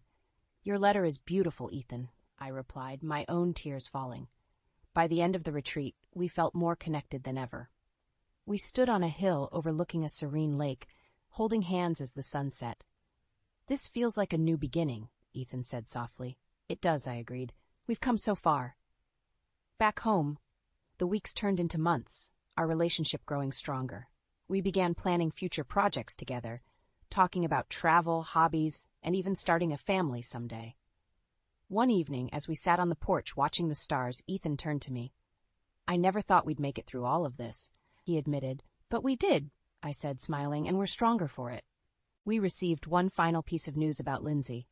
She had finally checked herself into a rehabilitation program, facing the reality of her actions. "Maybe this is the turning point she needs," Ethan said hopefully. "Let's hope so," I replied, grateful for the closure. With each day, we moved forward, creating a future built on resilience and love. Together, we had weathered the storm, emerging stronger and ready for whatever lay ahead. As we looked toward the horizon, we knew that the shadows of betrayal had finally faded, leaving only the bright promise of new beginnings. I woke up feeling like I'd been hit by a truck. My head was pounding, and every muscle in my body ached. As I tried to sit up, a wave of nausea swept over me, and I collapsed back onto the bed, shivering uncontrollably. "Elena, get up and clean this mess." Clayton's voice boomed from the living room. "I swear, you're just lazy. Can't even manage simple tasks while I'm at work." I dragged myself out of bed, my legs barely supporting my weight, and stumbled into the living room. Clayton was glaring at me, his eyes narrowed with disgust. The room was a mess, with dirty dishes piled in the sink and laundry scattered across the floor. "I'm sorry," I croaked, my throat raw and scratchy. "I've been feeling really sick." Before I could finish my sentence, Clayton cut me off. "That's no excuse. You're just lazy and unmotivated. I work all day to provide for us, and you can't even keep the house clean." His words stung, but I was too weak to argue. I tried to explain that I had a high fever and could barely stand, but he wasn't listening. He just kept berating me, his voice growing louder and more aggressive with each word. Suddenly, everything started spinning, and I felt myself falling. The last thing I heard was Clayton's voice, distant and distorted, before everything went black. When I came to, I was lying on the couch, a damp cloth on my forehead. Clayton was nowhere to be seen. As I tried to piece together what had happened, the memories came flooding back. The sickness, the mess, the yelling, and then the darkness. It wasn't the first time Clayton had lashed out at me like that. Over the past year, his behavior had become increasingly erratic and abusive. The man I had fallen in love with, kind, caring, and supportive, had been slowly replaced by someone I barely recognized. I thought back to the early days of our relationship when we couldn't get enough of each other. We had met in college, and from the moment we locked eyes, it was like we were the only two people in the world. We were inseparable, spending every waking moment together, talking about our hopes and dreams for the future. After graduation, we got married, and everything seemed perfect. We had good jobs, a nice apartment, and a love that felt unbreakable. But then, slowly but surely, things started to change. Clayton became more distant, more critical, and more controlling. He would pick apart everything I did, finding fault in even the smallest tasks. Nothing was ever good enough for him. I tried to talk to him about it, but he always brushed it off or turned it around on me. "You're just too sensitive," he would say. "I'm only trying to help you improve." But it wasn't just the criticism. There was a darkness in him that I had never seen before, a rage that simmered just beneath the surface. He would lash out over the smallest things, and his words cut deeper than any knife. As I lay on the couch, my body aching and my heart heavy, I knew that something had to change. I couldn't keep living like this, walking on eggshells, afraid of the next outburst. I had to find a way out, before it was too late. After my fainting spell, I couldn't stop thinking about how my life had taken such a dark turn. As I recovered in bed, memories of the early days with Clayton flooded my mind. The laughter, the joy, the unwavering support we had for each other. But those golden moments seemed like a lifetime ago, tarnished by the harsh reality of who he had become. I remembered the first time I saw a glimpse of his true nature. It was a few months after our wedding, and we were having a small get-together with friends. Clayton got into a heated argument with one of the guys over some trivial matter, and his face contorted into an expression of pure rage. His eyes were wild, his veins bulging, and for a moment I didn't even recognize him. After our friends left, I tried to talk to him about it, but he brushed it off as nothing. "Don't be so sensitive," he said, dismissing my concerns with a wave of his hand. But the incidents kept happening, and the mask he wore began to slip more and more. The verbal jabs became more frequent, the criticisms more biting. He would find fault in everything I did, no matter how hard I tried. One evening, as I was cooking dinner, he came up behind me and started berating me for the way I was chopping the vegetables. "Can't you do anything right?" he spat, his words dripping with venom. I was so taken aback that I dropped the knife, narrowly missing my foot. Clayton just laughed, as if it were all some big joke. That's when I remembered the warning signs I had ignored from his ex-girlfriend, Emily. She had tried to tell me about his volatile temper and controlling behavior, but I brushed it off, convinced that he had changed.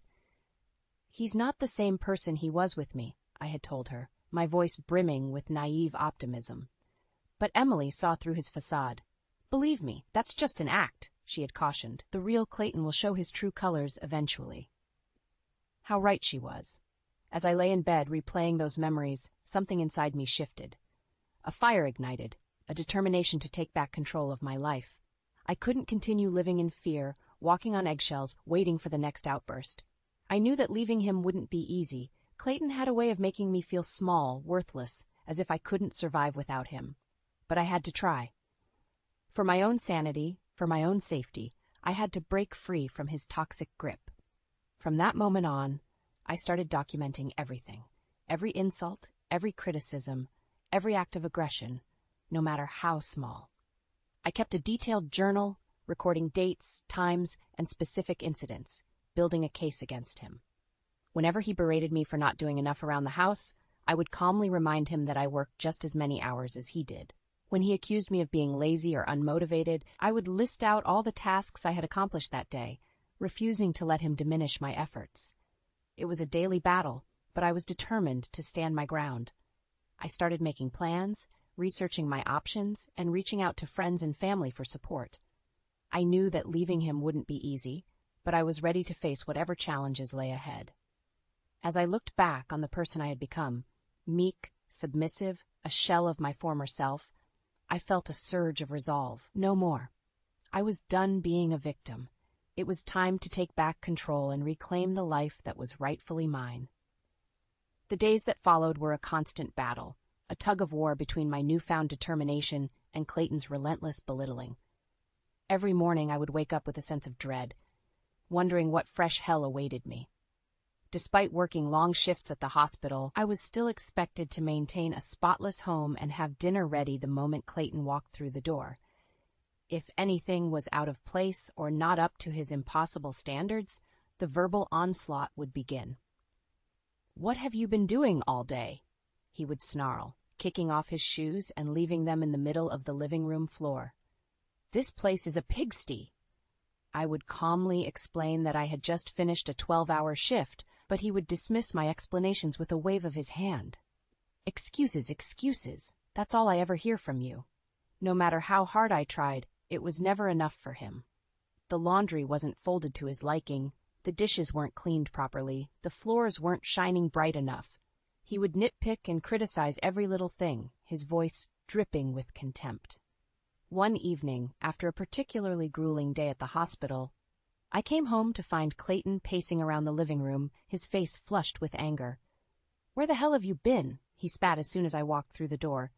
"I told you, I had to work late," I replied, too exhausted to argue. "There was an emergency, and we were short-staffed." "Oh, that's convenient," he sneered. "You're always working late, aren't you? Or are you just out gallivanting with other men?" I couldn't believe what I was hearing. "Clayton, that's not fair. You know I would never." Before I could finish, he cut me off with a harsh slap across the face.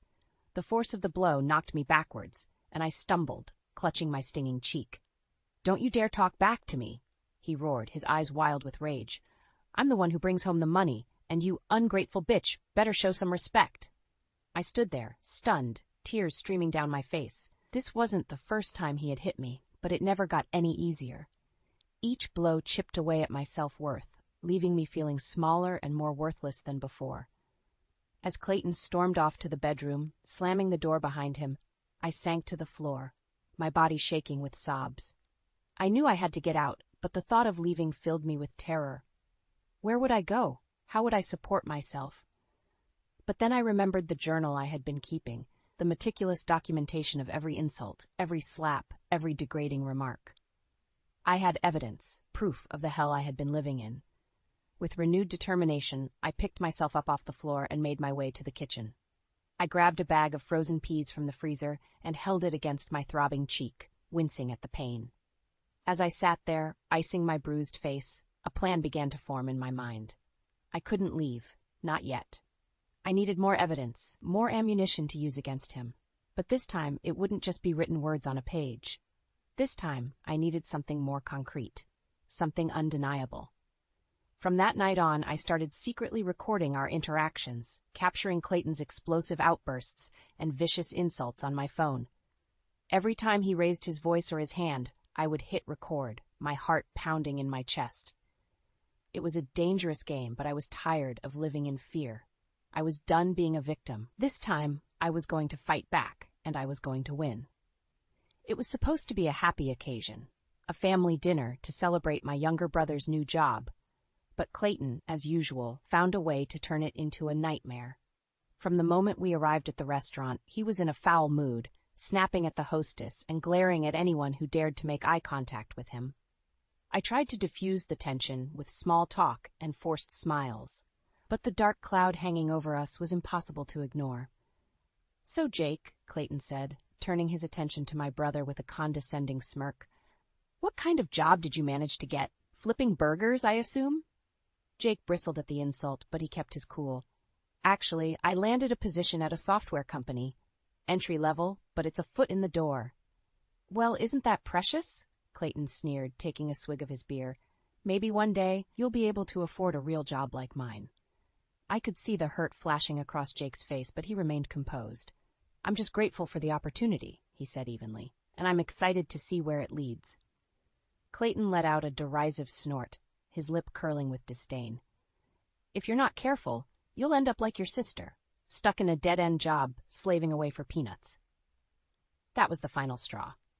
I had sat idly by, letting Clayton belittle and berate me for far too long, but I couldn't let him talk about my career, my passion, like that. "Excuse me?" I snapped, my voice trembling with anger. "I'm a nurse, Clayton. I save lives every single day. How dare you act like what I do is worthless?"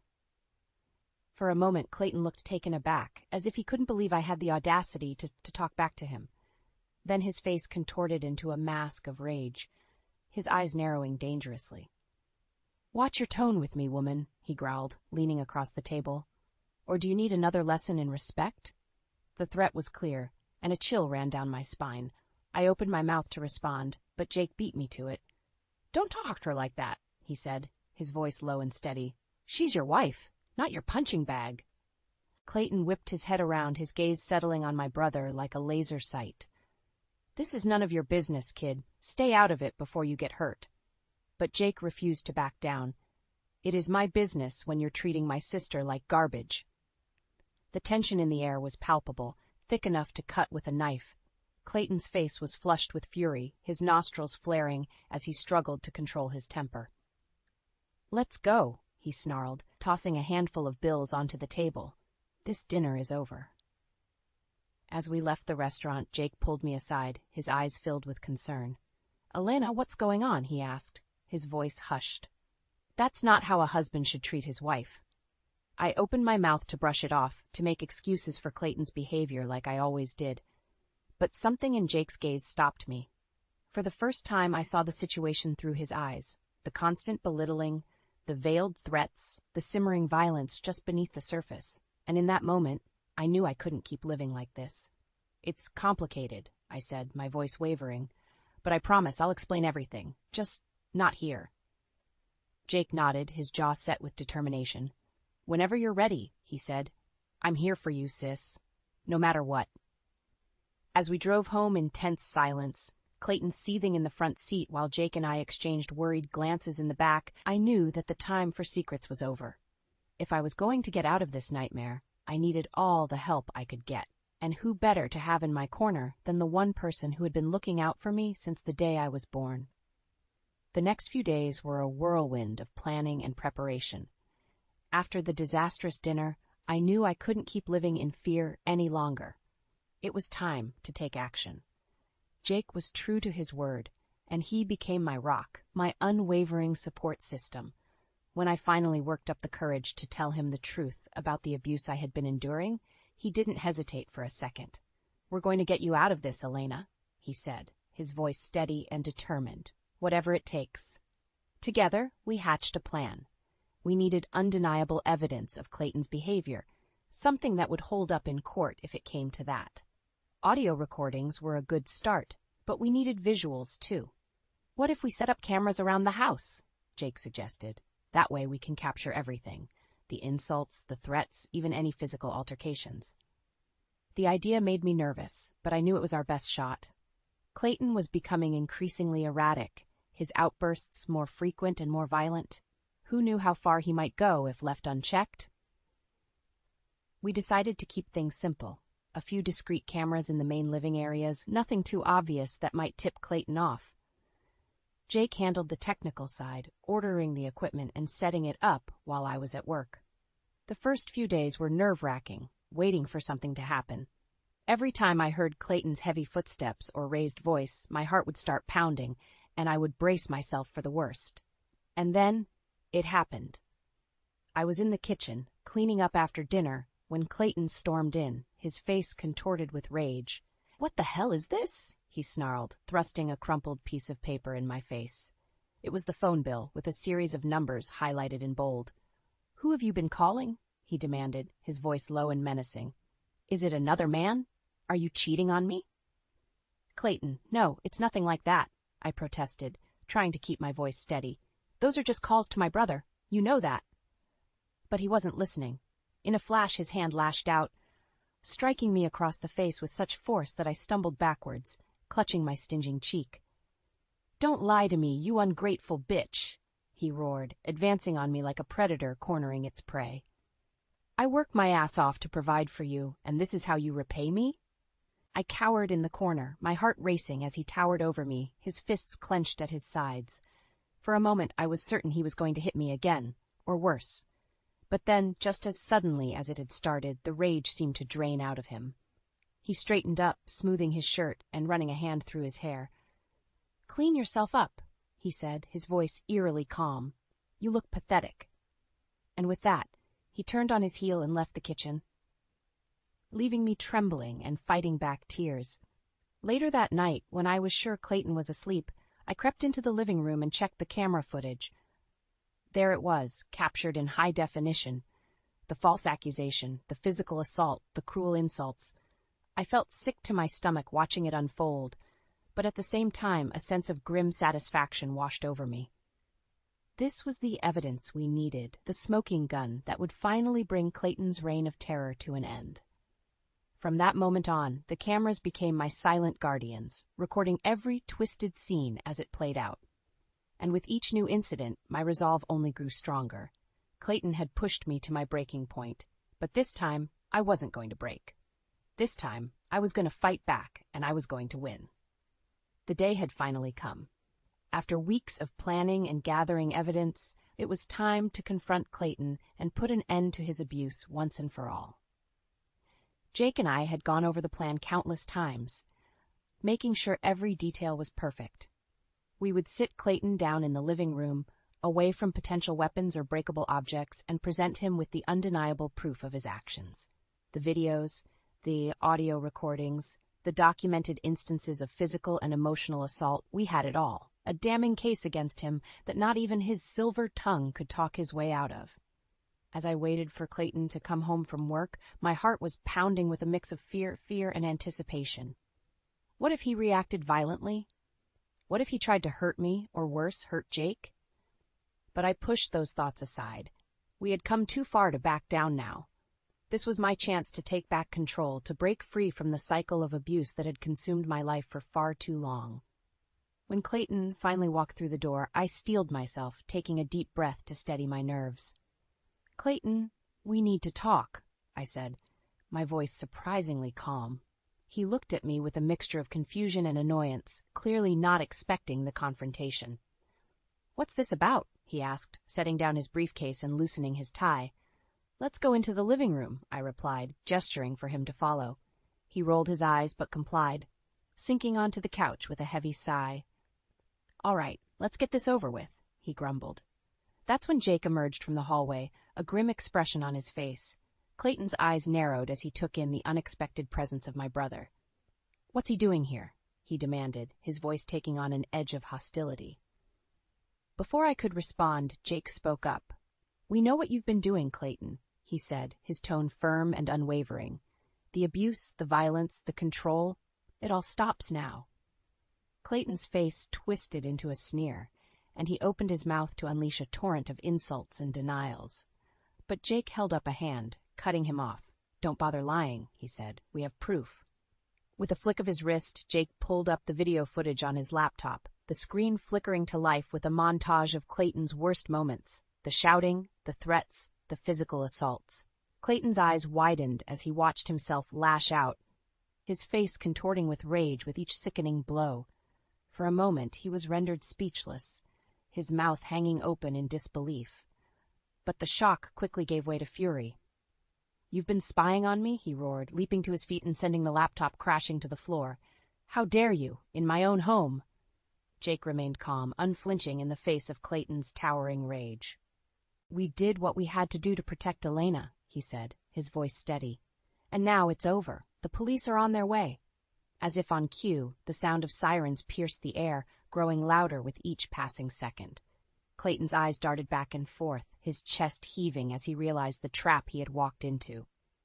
"You're making a big mistake," he growled, his voice low and menacing. "You won't get away with this." But his threats rang hollow, his bravado crumbling as the flashing lights of the police cars flooded the room. As the officers swarmed in, weapons drawn, I felt a sense of relief wash over me. It was finally happening. The nightmare was coming to an end.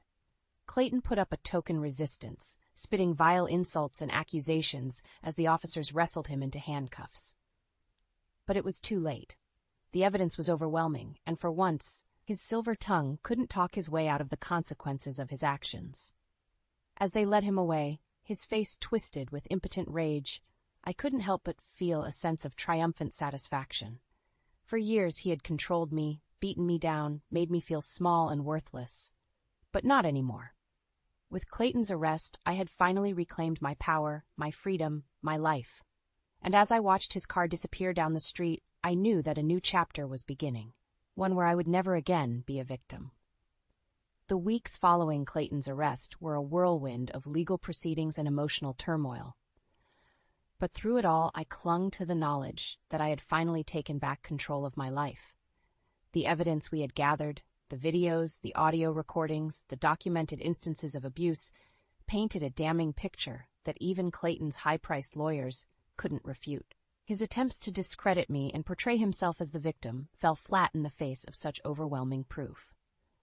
As the court dates rolled around, I found myself steeling my nerves, determined to face my tormentor head-on.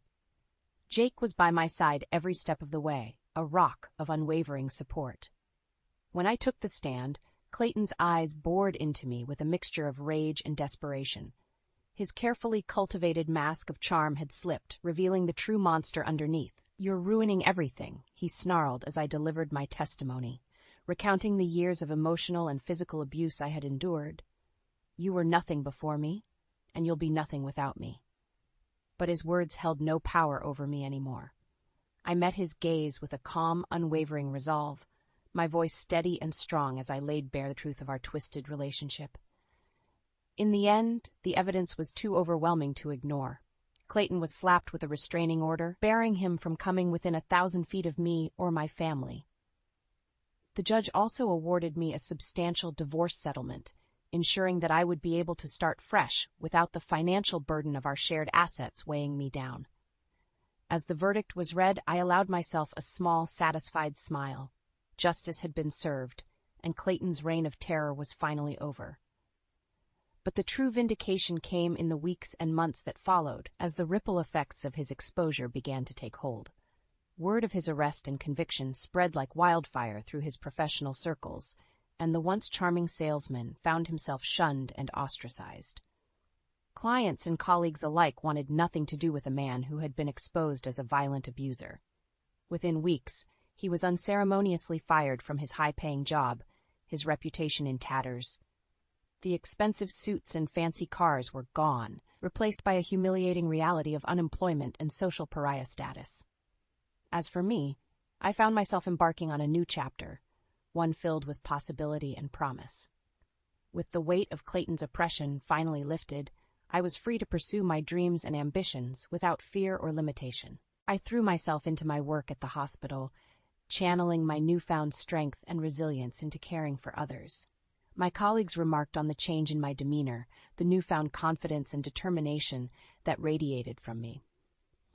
And in my personal life, I became an advocate for victims of domestic abuse, sharing my story and offering support to those still trapped in the cycle of violence. I knew firsthand the shame and isolation that came with being a victim, and I was determined to be a beacon of hope for others struggling to find their own path to freedom. As I stood at my kitchen window one morning, sipping a steaming cup of coffee and watching the sunrise, I couldn't help but reflect on how far I had come. The woman I was a year ago, cowering in fear and drowning in self-doubt, felt like a distant memory. In her place stood a survivor, a fighter, a woman who had stared down her demons and emerged victorious. The scars of my past would never fully heal, but they served as a reminder of the strength I had found within myself, a strength that no one, not even Clayton, could ever take away. And as the warm rays of the new day washed over me, I couldn't help but feel a sense of hope and optimism for the future. Whatever challenges lay ahead, I knew that I had the courage and resilience to face them head-on. My nightmare was over, and a new beginning awaited. The sun was just beginning to peek over the horizon, casting a warm, golden glow over the city skyline. As I stood by the window, sipping my morning coffee, I couldn't help but feel a sense of peace wash over me, a feeling that had been all too rare in the past. It had been 6 months since Clayton's arrest and the subsequent legal proceedings that had finally freed me from his toxic grip. 6 months of healing, of rediscovering who I was, without the constant weight of his abuse weighing me down. The journey hadn't been easy, of course. There were still moments when the memories would come flooding back, triggering waves of anxiety and self-doubt. But with the help of a supportive therapist and the unwavering love of my family, I was learning to cope, to process the trauma in a healthy way. And as the days turned into weeks and months, I found myself embracing a newfound sense of strength and resilience. The fragile, broken woman I had once been was slowly giving way to a survivor, a fighter who had stared down her demons and emerged victorious. At work, I channeled that energy into my nursing duties, approaching each patient with a level of empathy and compassion that could only come from someone who had walked through the flames of adversity. My colleagues remarked on the change in my demeanor, the newfound confidence that seemed to radiate from me. "You're like a different person," one of the nurses remarked over coffee one day. "It's like a weight has been lifted off your shoulders." I couldn't help but smile, thinking back to the dark days when that weight had felt suffocating, crushing me beneath its oppressive force. You have no idea, I replied, taking a sip of my coffee and allowing the warmth to spread through me. Outside of work, I had become an advocate for victims of domestic abuse, sharing my story and offering support to those still trapped in the cycle of violence. I knew firsthand the shame and isolation that came with being a victim, and I was determined to be a beacon of hope for others struggling to find their own path to freedom. Speaking at support groups and shelters, I would recount my own experiences, pulling no punches in my descriptions of Clayton's cruelty and the emotional turmoil I had endured. But I would also emphasize the importance of staying strong, of never losing sight of one's self-worth in the face of such abuse. You are not defined by what was done to you, I would tell them, my voice ringing with conviction. You are a survivor, a warrior, and you have the strength within you to break free. And as I looked out over the faces of those brave souls, their eyes shining with a mixture of pain and hope, I knew that my words were making a difference. They saw in me a living embodiment of what was possible, a woman who had clawed her way out of the darkness and reclaimed her life. Of course, there were still moments when the shadows of my past would creep in, threatening to overwhelm me. But I had learned to confront those demons head-on, to draw strength from the battles I had already won. I would think back to that fateful day when Clayton was led away in handcuffs, his once intimidating presence reduced to a pitiful, impotent rage. I would remember the sense of triumph that had washed over me, the knowledge that I had finally taken back control of my life.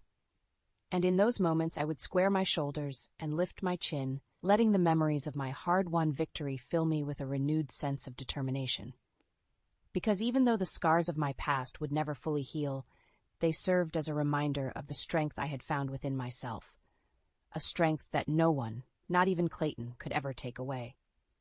As the sun continued its ascent, bathing the city in a warm, golden hue, I took a deep breath and smiled. A new day was dawning, filled with endless possibilities and the promise of a brighter future. My nightmare was over, and a brand new chapter was just beginning.